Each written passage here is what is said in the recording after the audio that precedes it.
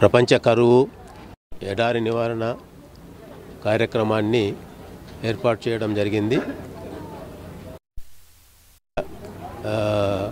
అంతర్జాతీయంగా ఈ కార్యక్రమాన్ని అన్ని దేశాల్లోనూ జూన్ 17వ తేదీ చేసుకోవాలనేటువంటి ఒక ఐక్యరాజ్య సమితి నిర్ణయాన్ని మేము ఆధారం చేసుకొని ఈ కార్యక్రమాన్ని గత 15 సంవత్సరాలుగా మేము ఏర్పాటు చేస్తున్నాము.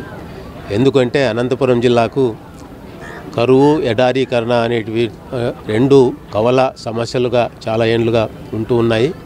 ఈ కవల సమస్యలకు అదనంగా ఇప్పుడు ఈ వాతావరణంలో మార్పులు రావడము, వాతావరణ వైపరీత్యాలు ఎక్కువ కావడం జరిగింది. దానివల్ల ఒకదానికొకటి సమస్యలకు తోడై చాలా జటిలమైనటువంటి పరిస్థితుల్లో ముఖ్యంగా ఈ సమస్యలకు పరిష్కారం అనేది ఎక్కడ ఉంది అని చెప్పి ఆలోచన చేసినప్పుడు ప్రపంచవ్యాప్తంగా అనేక పరిశోధనా సంస్థలు కానివ్వండి, శాస్త్రజ్ఞులు కానివ్వండి, మరి ఏమి ఆలోచన చేస్తున్నారు అంటే ప్రకృతి వ్యవసాయమే ఈ సమస్యలకు ఏకైక పరిష్కార మార్గము అని చెప్పి చెప్తున్నారు.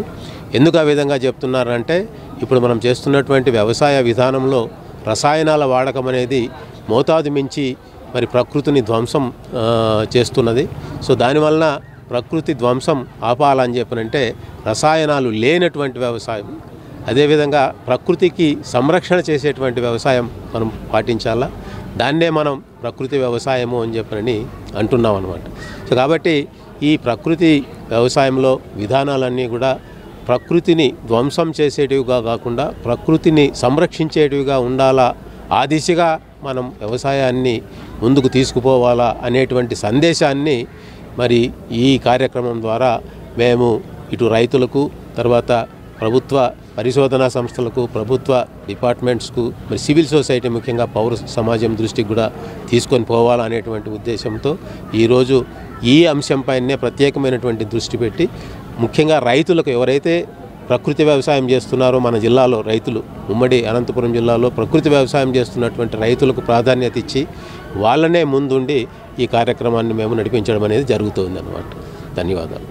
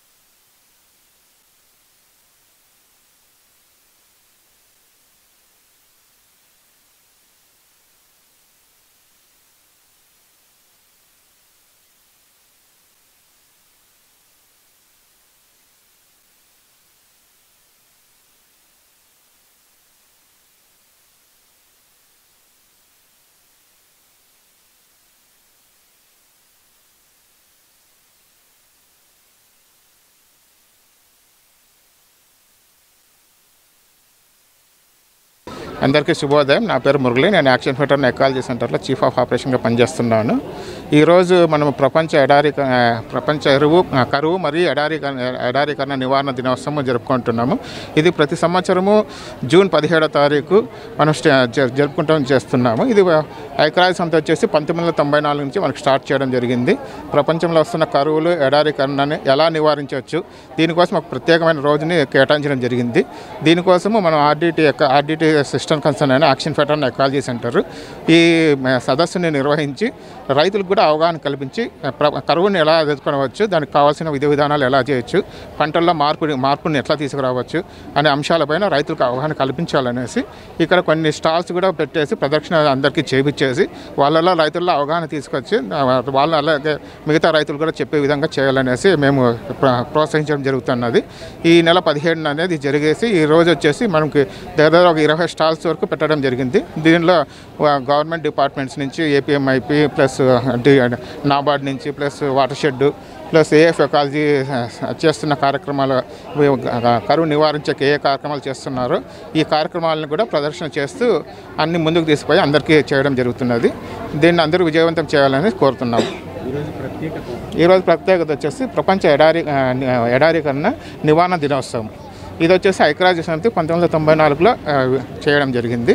దీన్ని ప్రతి సంవత్సరం జూన్ 17 అనేది ఒక డేట్ అనేది పెట్టడం.